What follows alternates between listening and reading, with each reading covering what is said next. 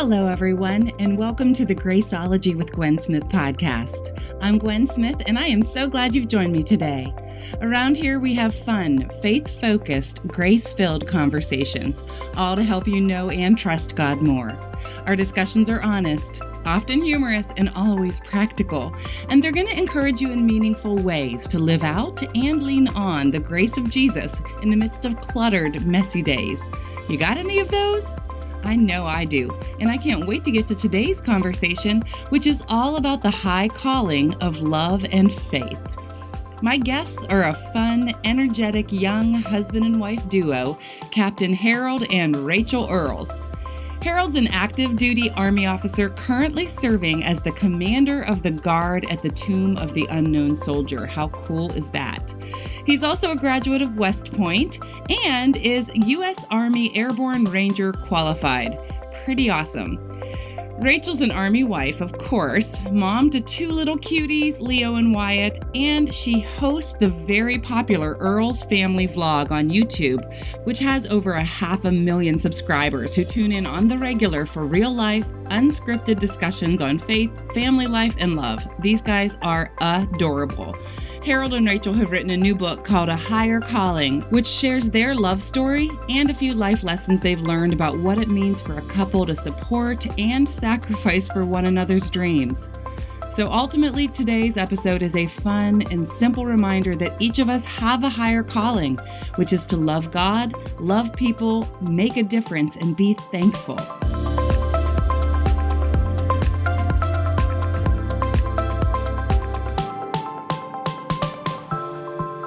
Hey guys, before we jump into the episode, I want to hit you with a personal challenge. We talk a lot around here about studying the Bible, and here's why. Everything about your relationship with God grows stronger when you're intentional to get to know Him more by studying His Word. It informs your emotions, increases your courage, decreases your doubt, and bolsters your believing. All amazing things, right? It helps you move forward in faith and experience the power, perspective, and peace God provides. So I'm inviting you to download a free 5-day Psalm Challenge that's going to guide you on an exciting journey with the Lord. Go to psalmchallenge.com, that's psalmchallenge.com, and take the free 5-day Psalm Challenge. I promise you these 5 days of focused study will bless you so much. And now let's head into the episode.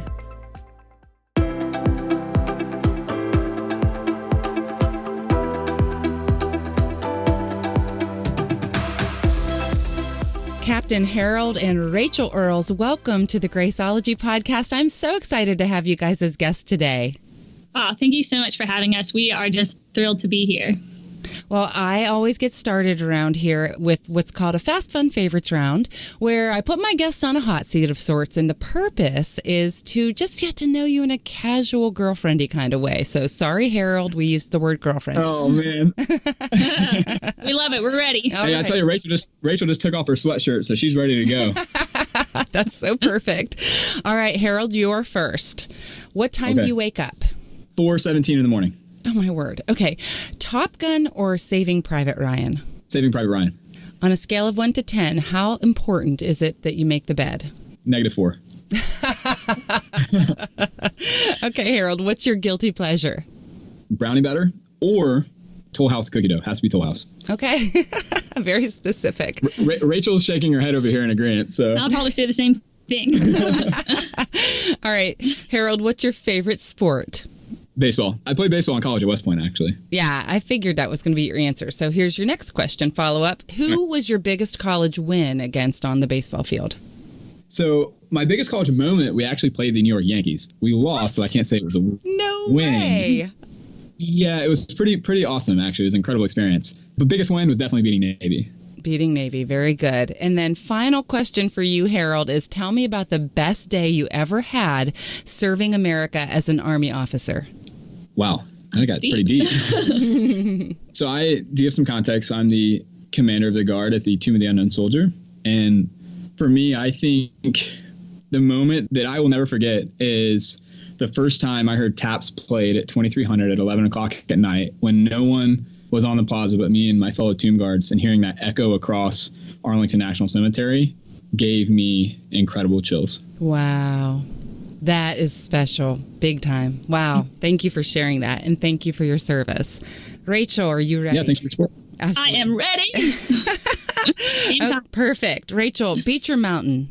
Mountain. Where did you grow up? Lakeland, Florida. What is your go-to makeup or skincare item?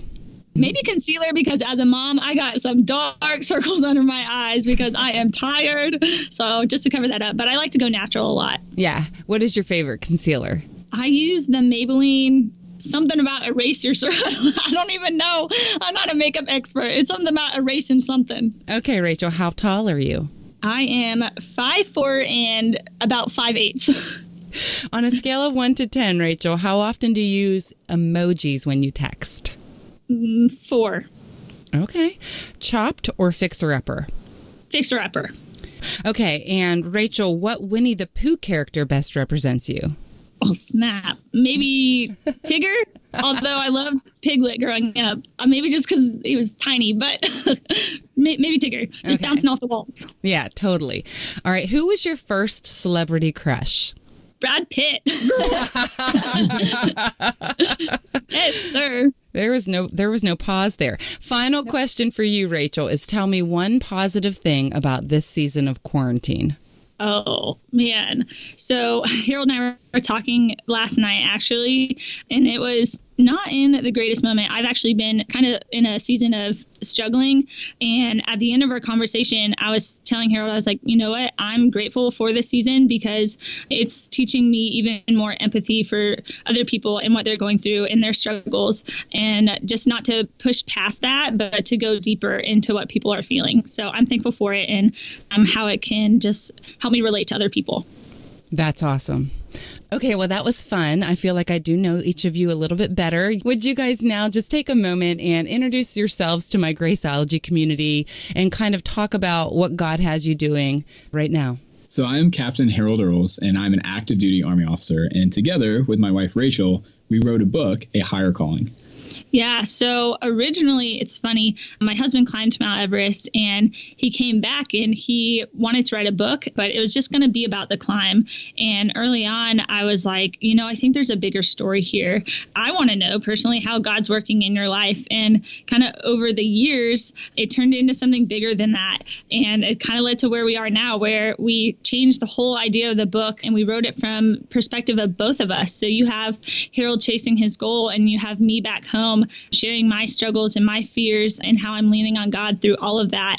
And along the same time, when Harold was climbing Everest, I was doing my YouTube channel. And now it's just crazy the way that God works. We have this beautiful community that tune into our lives. And so now we have this story of Everest and the way God was working, and we have a community to share it with. So that's where we're at right now, is we're just sharing our heart and our experience, what we went through and how it changed us. So we just really appreciate you giving us the opportunity to be here and to share our hearts. Absolutely. I've really enjoyed getting to know you via your YouTube channel and your social and the places that God is really speaking through your lives, through you guys as a young family. But I have to ask you, Rachel, how did the whole YouTube vlog get started? Well, it guess kind of stemmed from me as a little child.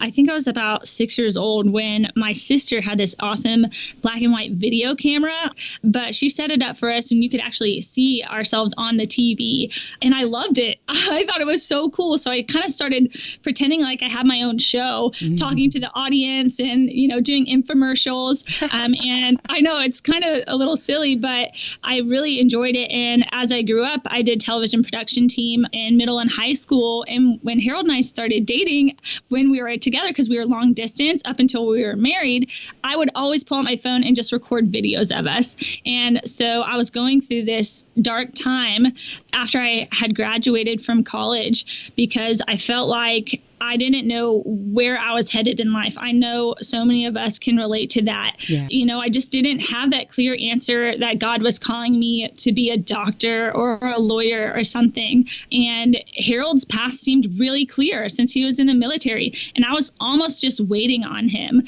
feeling a little bit held back, to be honest. And in that moment, he really stepped up. He wasn't my husband at the time, my fiance. He saw that spark in me. He noticed, like, you love this. And he mentioned mentioned it. He said, why don't you start a YouTube channel, Rachel? Well, I'll tell you. So I surprised her, just to put in perspective, I surprised her on a trip to Canada. We went to Niagara Falls, and I was still a cadet. She was still in college. And it was like a big weekend. We went up there, and the whole time she was pulling out her phone. This is before she even started YouTube. Was pulling out her phone and was just talking away like, hey guys, how's it going? Like, we're at Niagara Falls. I'm like, what is she doing? And who is she talking to? This is just like stored on her iPhone. And what was really cool is seeing how her passions, her dreams manifested into a dream that she didn't even know that she had. That's so cool. I love the way you guys engage one another and build each other up. It's very clear in all of your media, but also in the book, that you have a really special love story and you share that. So would you, for the sake of the Graceologie community, just kind of share a little bit about how you ended up meeting long distance and falling in love? Because that's such a fun story. Oh, yeah. All right, so I'll give a tiny backstory of where I was at the time. I was a sophomore in college at Florida State University, and right before that, so towards the end of my freshman year, I went through a breakup, and it broke my heart to the point where I almost stopped believing in love. It was that person I thought I saw a future with, and it really shook me. And so for a while, I kept pushing guys away. I was like, you know what? No. But I got to the point where I was really just pursuing the Lord and falling in love with him all over again, realizing that his plan was so much bigger than what my plan was. And if the person that I thought was so good for me clearly was not, it only meant that God had someone so much better for me. Yes. And let's just take a moment. Like, if you are in that situation right now, you are brokenhearted and you feel like, when's my person ever going to show up? Like, just trust God has it covered. Yes. And you just have to be patient and pursuing the Lord, and he will bring that person into your life in the perfect timing. And that's exactly what it was. After that, I got a friend request from this guy named none other than Harold Lloyd Earls IV, which I was like, who on earth is Harold? Oh, come on now. And so I quickly looked, at that point, my life was not public. And so, I'm always inspecting people or making friend requests. And I see our mutual friends are only my family members. So I thought, oh, he's probably a family member. Like, he's probably a distant cousin of mine that I don't know very well because I have a pretty large family. So I accepted it and I went on with my day. So on my side of the story, my best friend in the whole world, Tommy Ferguson, is Rachel's first cousin. Yes. And so he always told me, he was like, hey, man, I have an awesome cousin. You totally need to meet her. And he tried to show me a picture of her. She's like, she's a redhead. She's awesome. And I was like, hey, man, I'm just not that into redheads. So I didn't look at her picture for like a year and a half. And then finally he showed me a picture of her and I was like, oh my gosh, like, Tommy, why have you not shown me her picture sooner? And so then I talked to Tommy. I was like, hey, man, like, you got to put in a good word for me. Like, make sure you kind of like prep the battlefield, if you will. And he's like, don't worry, dude, I got you. She already knows who you are, this, and that. So I was like, oh, man, everything is ready. I'm going to friend request her. This is going to be like cake. I'm going to shoot her a message. And he had told me nothing at this point. Like, I knew zilch. I love it. And so I shot her a message. I spent tons of time crafting this message because I was a cadet at West Point. I was like, man, this is, a girl far away. She's beautiful. I want to make sure it's just right. I thought it was like really funny. And so I sent it to her. It was a pretty fast love. It happened very fast. And I just have to say now, looking back at it, something I just realized of how beautiful it really was is, how I was thinking that one person, that relationship was what I wanted. And now not only did God bring me Harold, the love of my life, but he united my family together because now the fact that he is best friends with my cousin, guess what? I spend more time with my family than I ever did before because of their relationship. So how beautiful is that? It's amazing. And I did read y'all's love story, and that's why I wanted to talk about it. It's so fun, and it's so good, and I love your hearts. What were you going to say, Harold? I was just going to say, hey, just to set the record straight, Rachel is not my cousin, my best friend Tommy. I just want to say that on air if anyone's like trying to add it up together. People do get confused a lot. They're like, wait a second. Yeah, I'll have to like slow down when telling the story. I'm like, all right, I need to make sure that I say this the right way and don't throw that cousin word at the wrong place. It could be disastrous. So your story's terrific, and I see that God is still writing it in such beautiful ways. But I want to take you back to one of the peaks of the book. There was this major dream that you had, Harold, when you were getting ready to graduate from West Point, and yet it was risky. So kind of take us there. Yeah, so I was going to my senior year at West Point, so we call it our first year. And so I was in my barracks room, and I was jotting down my bucket list. And at the very top of my list was climb Mount Everest. And up until that point, Rachel was my fiance, but I had only pursued things out of self-interest, right? And so Mount Everest, I'm from Georgia. I do not like the cold. I don't like climbing mountains, but I wanted to see what I was made of and wanted to see if I could do it. And so from that point forward is when I started working as hard as I could to make that dream a reality. Now, I think it took me, honestly, a very long time, until coming back down after Everest, before I actually started thinking about Rachel and us, right? We get married, and it was in our first year of marriage that I went to climb Everest. But I don't think I really had an appreciation or understanding or just gratitude towards my wife and what she was going through and sacrificing for me to follow my own dream. Yeah. So, Rachel, what was it like when he first told you he had this dream and wanted to climb Mount Everest?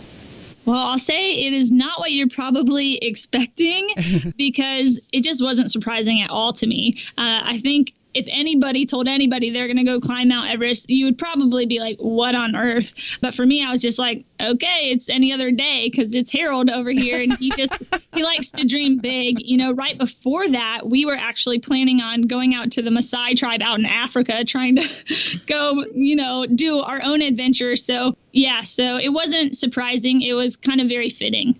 I love it. Well, it became pretty scary.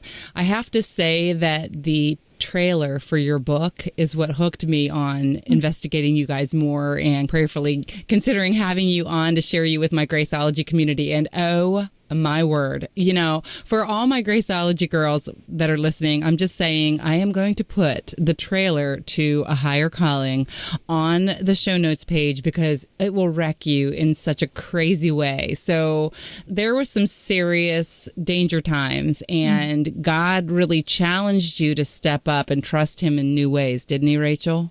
Oh, absolutely. I mean, just completely surrender all and trust God. Not, my biggest prayer through the whole thing was not just, Lord, protect my husband, because I knew, bad things happen and I very well could lose him. That could be an outcome here.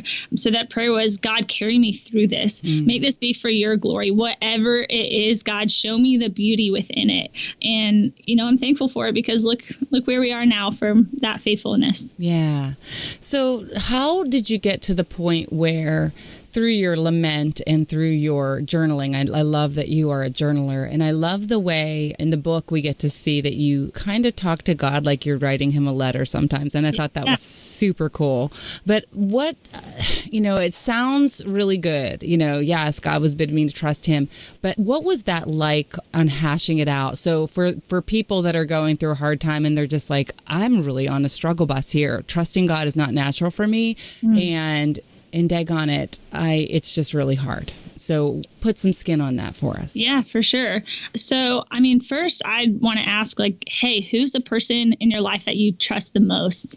And think about that relationship for a moment. Think about why you trust that person. And I can bet it's because you spend time together. You share your heart with them and you spend time to listen. And so it's that same relationship that we need with God. We have to spend time with him in order to trust him. And we have to open our eyes and our hearts to hear and feel his goodness and to be in his presence. You might not just feel him if you're not intentional and you're in a place where you're positioning yourself to hear him. If you're reading your Bible or you're praying to him, those are great times that you can dig deep and say, God, speak to me.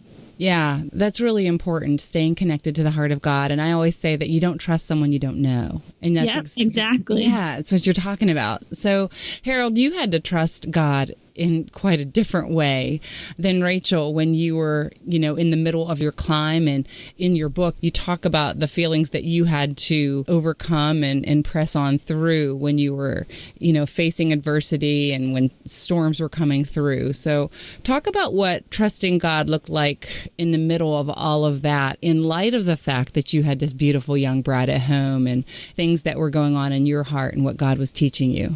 Yeah. So when you're in a moment that is incredibly dangerous, when you can literally see death, you can literally see dead bodies on the mountain.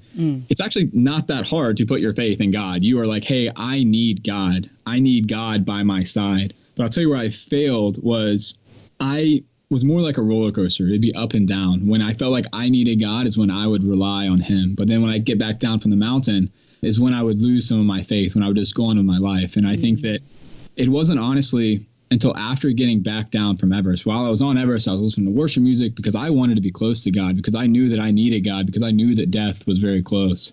But really the real learning point came after Everest, after I went to Ranger School, honestly, in huge part because of my wife's faith and her being open and talking with me, that I realized that it was a roller coaster. I was only going to God when I felt like I needed him, when I was in a situation that I'm like, hey, God, are you with me? I always had this mentality of life that I would always start in a direction and then I would turn around and say, hey, God, are you following me? Because I'm following my dreams, my passions. And honestly, it's taken me a long time through going through Everest, through going to Ranger School and failing the first time, going back to Ranger School, all still in our first year of marriage, to learn, that it's a constant thing. It's not a roller coaster. It shouldn't have highs and lows. I had a mentor once tell me that you never ride the highs and lows in life. And I think that's how I was treating my faith and relationship with God. And the beauty of it is that I have a wife who is so steadfast in her faith that's really inspiring and really has allowed me to grow in my own faith. Hey guys, I just want to say a quick thank you to all of you in the Graceologie community who have rated this show on iTunes or who have written a short review. It makes such a big difference. So if you happen to be listening and you've not yet done it, I would really appreciate it if you would. Would you click your podcast app or go visit iTunes and give us a 5-star rating or just a quick 1-sentence review? From my heart, it would really mean a lot.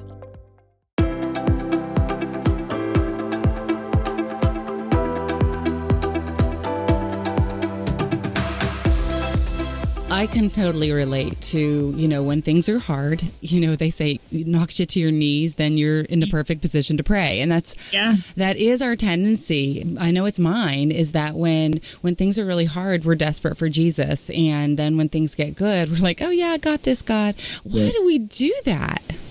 Yeah, I think it comes to control. We just by nature, we want that control, but it's the beauty when you give it up. And that's when you can really see God's strength in it. I mean, 2 Corinthians 12:9 says, my grace is sufficient for you, for my strength is made perfect in weakness. It's in those weak moments that God can fully express himself. And so what a better way to cling to the Lord, to grow in relationship with him, and then to allow that to carry you through the not so low moments, your high moments where you can really praise God for carrying you through those moments and to be able to see all the good around you. Wow. Preach, girl. Killing it. Bring it, Rachel. Absolutely. No, and that's so true, is that, we are, especially where you talked about in this season right now, because we are recording this in the midst of COVID-19 and quarantine. And Rachel, you mentioned right at the beginning of our conversation that you're struggling through some hard challenges right now that you weren't anticipating and trying to sift through all of that. And it is so vital that we, first of all, know the promises of God, know the character of God, and then that we can look to it and in our weakness experience his grace and that strength that we're looking for. You guys are both pretty positive by nature, for sure. I can tell just from everything I've seen. And you have big dreams. How has God taught you to support one another's dreams in marriage? And what lessons have you learned from just the big picture of, Harold, you had mentioned earlier, you were all about you and your plans. And what has it looked like in marriage? And what has God been teaching you about that? Yeah, so I'll share with you a story. So Rachel's first video that she ever made for YouTube. So I brought it to her, hey, I think you should create a YouTube channel. And so she created a video, Signs Are Dating a West Point Cadet. And she told me about it. And I was like, oh, that's great, honey. I just went back to doing homework in my barracks room. And then some time had passed. She had posted the video. And I had a buddy text me. And he's like, hey, man, like, are you okay? And I'm like, yeah, I'm doing great. And then I had 2 other people knock on my door. And I was like, why are they knocking on my door? They're like, are you Harold Earls? And I'm like, yes, I am. And they just laughed and walked away. And I was like, what is going on? So I texted my friend back. And the video that she had posted had started spreading like wildfire among the Corps of Cadets at West Point. And so fast forward, the very next day, I was walking to class, and not kidding, in classic Thayer Hall, there's room, to my left, to my right, walking down the hallway. And I saw 3 different classrooms was playing her video on the projection screen. And it wasn't like, it wasn't necessarily in like, hey, this is an awesome video. It was more just kind of like, this is what the cadets are talking about. And they were making fun of me. Yeah, I was trying to be nice about it. But,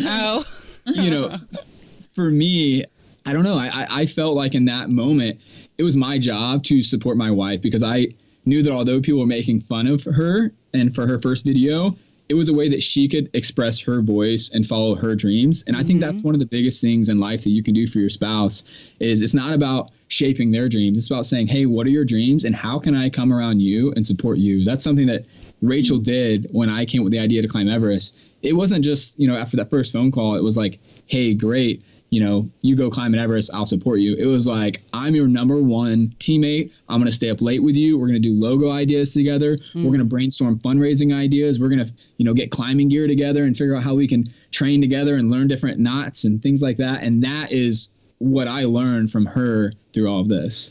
Yeah. I mean, through any goal that you're trying to accomplish, I mean, let's think about your failure or your victory. Whatever that outcome is, do you want to be celebrating that alone or with someone that you love? And so that's what I think about when my husband wants to do something or I feel called to do something. I know if I'm victorious at it or if I completely fail, I want him beside me. And so we just try to approach it that we're a team in everything that we do. Yeah, I love that. That's really powerful. So what's the hard side of that?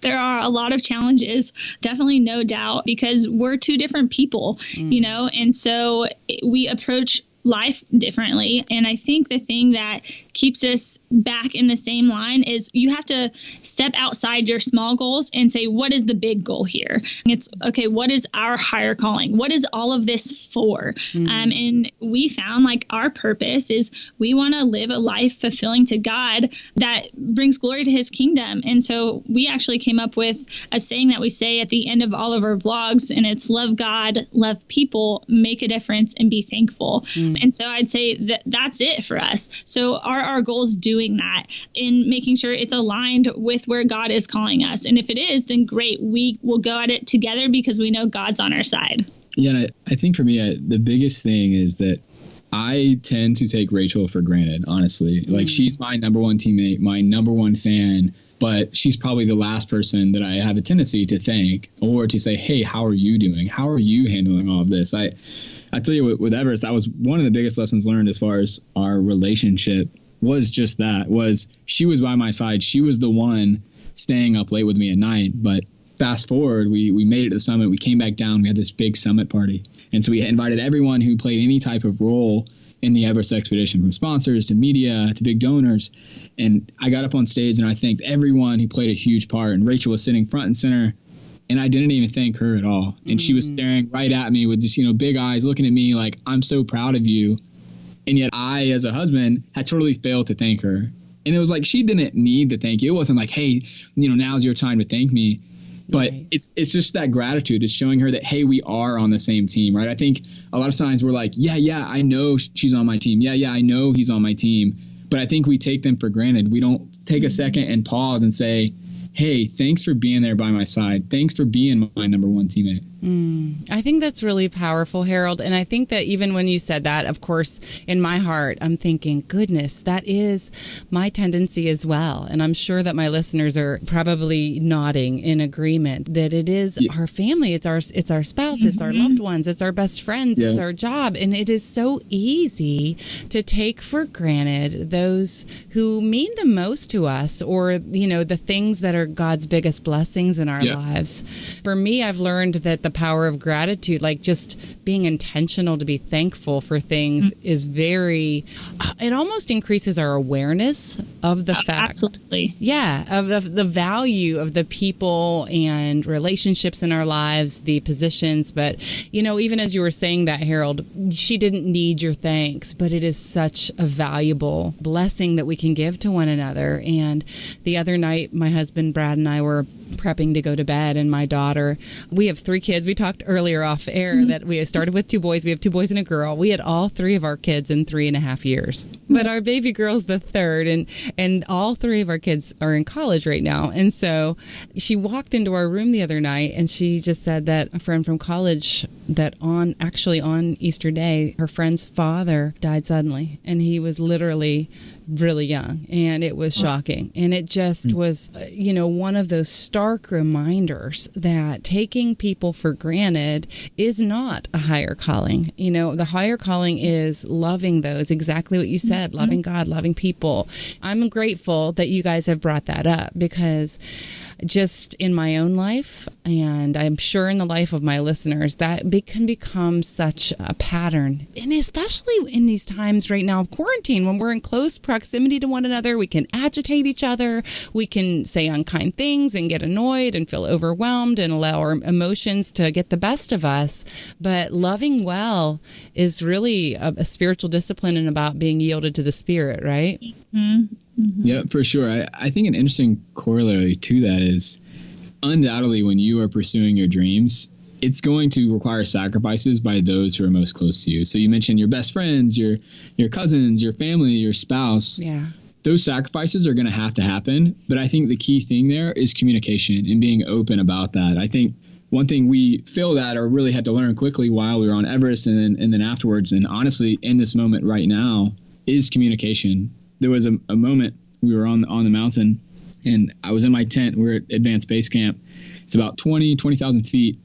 And I got a stomach bug. I woke up one morning. It was the morning we were supposed to go to the summit and do this big summit push and make the summit. The team was all fired up. And I woke up and I just started puking everywhere. And I opened the tent. We had this big orange tent. I rolled out of the tent and was just puking outside my tent. And so I knew that I couldn't go to the summit, at least that day in that moment. And I got the satellite phone, and I will never forget, I was sitting in my sleeping bag, and I had tears down my face as I was dialing Rachel's number with a satellite phone. And I just shared with her everything, shared with her how I was feeling, that I didn't think I could make it to the summit.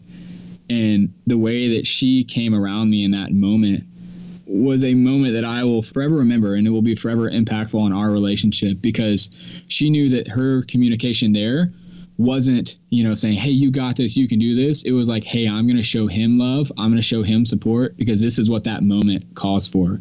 I think communication comes in different forms and different ways, depending on the seasons of life you're in and the moment of life you're in. Yeah. I would say that right now, this moment that we're in, although on Everest, we were, over 4,000 miles apart, this moment, we're sitting side by side right now, but it doesn't mean that communication is actually taking place. Right. Wow. Communication is a challenge, and it becomes, I don't think that it's ever something that we master per se. Oh, no way. That first year of marriage, though, I just remember there are times when I would look at Brad and be like, who is this person? And there's just so much to learning and growing together. What has been the difference in terms of some of the lessons you've learned about loving each other beyond the communication gaps? And then how did it change when you became parents? Oh, yeah. Our first year of marriage was awesome. We had this hard thing that we went through, but I feel like it wasn't the traditional, people struggle a lot in their first year of marriage, but it was kind of when we had the kids where I was like, oh, man, like we've got to really talk some things out and change some things up. Well, I think it comes down to priorities, both in your first year of marriage and when you have kids. Yeah. Going into your first year of marriage, you've only had to make decisions off of self-interest, right? Yes. And it's the first time in your life that you are, hey, I am sharing my life with you, we are one and the same. So that means every decision that I make, I now have to consciously think of, hey, how does that impact my wife? How does that impact us as a couple in the future life that we have together? And it took me a lot of time to learn that. I would say that's where our arguments and things happen. Well, they were few and far between our first year of marriage, but that's when they did happen, was when I failed to have that perspective. And then I think it's amplified when you have kids. Like, we were so ready to have kids. We had Leo. It was amazing. The birth experience was something I'll never forget. And then we come home and it's like everything changes. That whole perspective of mine had to shift, and my priorities had to shift. And that's what took me some time. And the growth really had to happen in order to make those changes. And I think the love aspect comes in when you choose to fight through the harder times, because it's easy, fight or flight. I feel like I actually have the tendency where I'm like, okay, well, I'm out, I'll leave the room or whatever, because I don't want to deal with it. Like, you've made me upset. But the love really shows when you choose to fight for one another. You choose to communicate your hurts and your struggles. I actually remember soon after we had Leo, I only have a few times in our marriage when I've been very upset with my husband. And this is one of those times. I think it was just because, I'm a new mom. I'm exhausted. It was the middle of the night, and for whatever reason, he just slept through Leo crying. And I was like, it just really hurt me. Like, I needed his help. And so I remember writing him a note. Might not have been the kindest note ever, but I was expressing myself, and I left it for him. But just that little act allowed us to make strides forward, instead of holding that in. And so I think that that's an act of love as well, is just saying, okay, you know what, we will get through this. We're going to fight for each other. I think love shows itself differently for each person. So she mentioned, love for her and how she shows it to me is saying, hey, sometimes I'm willing to fight for you. For me, my personality is, hey, I got the boxing gloves on. Let's duke this out right now. So for me, showing love is actually saying, hey, let me take the boxing gloves off. Let me come around you and show you compassion and love and gentleness. That's my way of showing love to her. Oh, that is good, honey. Yeah, that's why it's so important to understand each other and talk about, your love languages, or like how you approach arguments, because we require different things. Yes, I was actually thinking of the love languages when you were talking about that, because understanding the trigger points, what really speaks love to each other is different. My husband is acts of service, and I am physical touch and quality time, and they couldn't be more different. Yeah. And yet I know that if I want him to feel loved, I have to move to an area or, serve. And that's really where it gets complicated, because it's getting beyond yourself to the other person. And I know that that's one of the things that you guys have been learning. And I love to be practical with my Graceologie community. And I would just love to hear from you guys. You've learned a lot about things like doing versus having, or serving versus getting. Can you be real practical for a few moments? What does that look like? What can my Graceologie community begin to do today, even in the midst of being in close quarters with other people? What can they do today to start mobilizing love and looking beyond themselves to connect? Yeah, so I don't think it has to be some big grandiose thing. I think honestly, Rachel actually wrote it in the book, and it was beautifully said that sometimes the little moments turn out to be the big moments. And I think those little moments of intentionality that you can do daily go a really long ways. For me, it's like Rachel has a bad back. So for me, it's like helping and doing the dishes or taking out the trash so she doesn't have to do that. Helping change a diaper because she has to bend over on the couch and it hurts her back to do that. And knowing that and having that awareness, that's how I'm able to make those small acts every day. That honestly, those are the big things. It's not me, I got a huge bouquet of roses for you and went over the top. It's those little moments every single day, because hers right now is acts of service. So it's like, what little things can I do every day to show her that I love? And not only do it, it's not me doing it because I want attention for this, or I want you to acknowledge that I'm doing this for you. That's where I've struggled lately, is I'll do acts of service, but it's almost like I want her to show me appreciation for it, and not doing it out of a place of love. I think it all boils down to showing up for your people.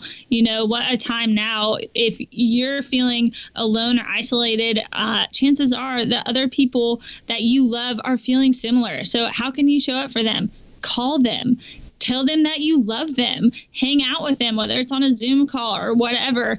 Be intentional with your time. And I'm big on do something unexpected, right? If your spouse comes to you and does something unexpected, you're like immediately like, oh, wow. It's like your day could totally be turned around because like I didn't expect that. Like I'm sitting on the couch reading a book. It's 8 p.m. at night and my wife just walks over and I'll just say kisses me on the cheek. That is like, wow, that made my day. That's a gift, Rachel. I was speaking of COVID. Yeah, it's like that little unexpected moment was incredible, and it'll last with me. Yeah, I love that. We love surprises, and you don't have to save surprises for the big moments. It can be in your little moments, and that's a way of just sharing love, the unexpected. I think even my mom, she's my mom, and so maybe she's not as used to me telling her how grateful I am for her. I think I just don't do that enough. So I know whenever I do that, or if I have my son write her a card to grandma and take a picture and send it to her, that's like a little surprise that like really warms her heart and touches her. So it's just those little moments that really count. That's powerful. Yeah. I love that. That's something that I think we can all take away from this conversation at the very least is that the little things are actually the big things. And there are opportunities for us every single day with whomever we interact with, whether it be digitally or flesh to flesh, that we can be intentional to get beyond ourselves. And I've found that when emotions overwhelm or when I get really fixated on something, the best way to process and to push through is often to lift my eyes from myself, first to the Lord and to do something to connect with others, to benefit others, because it just gets you beyond yourself, because just hanging out with self is not the best place to be.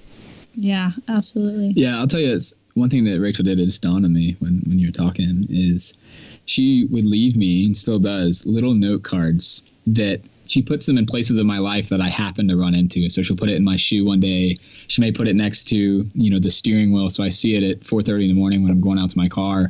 Or she puts it in my, back pants pocket when I go to put my wallet in there. And for me, words of affirmation is pretty high on my list. And so that means a lot to me. And it's like, it doesn't take her but, I don't know, a minute, 2 minutes to write, a one sentence thing. But it's like, she'll be like, hey, I love your green eyes. Hey, I love the way that you pursue life. Something, just one sentence, but it's just saying, hey, this is what I like about you. And I think that's huge. Yeah. I love it. And that's really important. I love the book. I think that, A Higher Calling is it's fun to read, just so that for my listeners, the book is fun. You get to hear from Harold, then you hear from Rachel, and they're engaging, but they're telling their love story, but they're telling a story of higher calling, which is where the Lord really is in the middle of all of it. And I'm grateful for that, the message of the book. I'm really excited about the way God is utilizing you guys on the public platform of media to echo his goodness and to really shine a young Christian marriage and family. I think that's really powerful, and I'm grateful to you for that. Before we go, I would love to first of all thank you guys for joining me and sharing a little bit about your story. But I would also love, Rachel, if you, in light of this conversation, if you would just lead us just to the feet of Jesus in prayer. Yeah, absolutely. I would love to. All right, everybody. God, thank you so much for this time together. I just ask that for every listener, wherever they are, God, that you will just wrap your arms around them, that you will show up and you will make your presence known and felt. God, we thank you for being our strength in our weakness. We thank you that when we feel fear, your love is greater, God. We thank you that we are not in control because we don't know what's best for us. We thank you for the way that you show up and you show us that your timing is bigger than ours. God, we ask this time to help us to just know you more, to seek you more. We are grateful for every opportunity that you've given us and for the people around us. Show us ways that we can express your love and to reach more people. And God, let us not be scared to show up for our own story and to listen to your calling on our lives and to go after our dreams and know that you're pushing us and you've given us the gifts that make us capable of doing great things for your kingdom. We love you and we are grateful for you. In your name, amen. Amen. By the way, she can pray. So whenever we have dinner at the dinner table, my prayers are like 10, 15 seconds. And then sometimes they're like, hey, they'll be like, hey, Rachel, like, do you want to pray? Or like, you pray? It's like, oh, y'all better buckle up. This food's about to be cold. Yeah, if we're eating, everyone's like, don't let Rachel pray. That's totally my husband. My kids are like, I know. It's awesome. Yes, you sure can pray, girl. And I love it. I love it. For my listeners, the book is A Higher Calling, Pursuing Love, Faith, and Mount Everest for a Greater Purpose. And my guests today have been Captain Harold and Rachel Earls. You guys, it has been awesome to hang out with you and hear your hearts today. What is the one best place where my listeners can connect with you guys online? Yeah, thanks so much. Honestly, we have had so much fun. I think we grow during this time, even as a relationship, just talking about things. So for the listeners, first off, to you guys who are listening, just know that we are thinking about you. We are praying for you. You are loved. Mm-hmm. If you are interested in our book, you can go to earls.org. That's EARLS.org. And it has all the links to everywhere books are sold. I'm sure that Gwen will probably put it in the description as well. Yes, and then I will. You can find me on Instagram at Rachel Earls and Harold at Harold Earls IV. And if you want to follow along our YouTube channel, it's Earls Family Vlogs. Perfect. I will have all of those links on the show notes, which you can find at gwensmith.net/Graceologie. Find my episode with Harold and Rachel, and we will hook you up with all the links. And definitely need to swing over to the show notes just to see the book trailer, which is going to intrigue you. It's fun. It's amazing. It's actually overwhelmingly compelling. So it has been awesome to hang out with you guys today. Thank you so much for joining me. Thank you, Gwen. Appreciate you. Take care.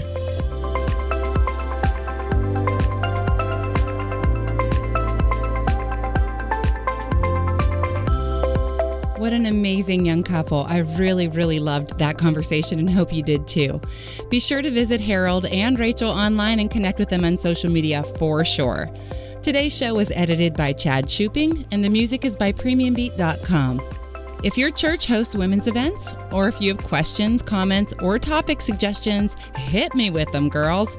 Send me a message or a speaking inquiry right from my website at gwensmith.net. All of the links and the show notes from today's episode can be found at gwensmith.net/Graceologie. That's gwensmith.net/Graceologie. Thanks so much for joining me today. I'll be back soon with another episode, but until then, if you aren't already subscribed to the Graceologie with Gwen Smith podcast, please open your podcast app right now and click that subscribe button. Subscriptions and reviews on iTunes or whatever podcast app you listen to make a huge impact for those of us who are working hard to bring you these shows. And be sure to connect with me on social media as well. I'm at Gwen Smith Music on every channel and especially love hanging out on Instagram. And the show is at Graceologie with an IE on every platform. Now get out there and have a beautiful, grace-filled day.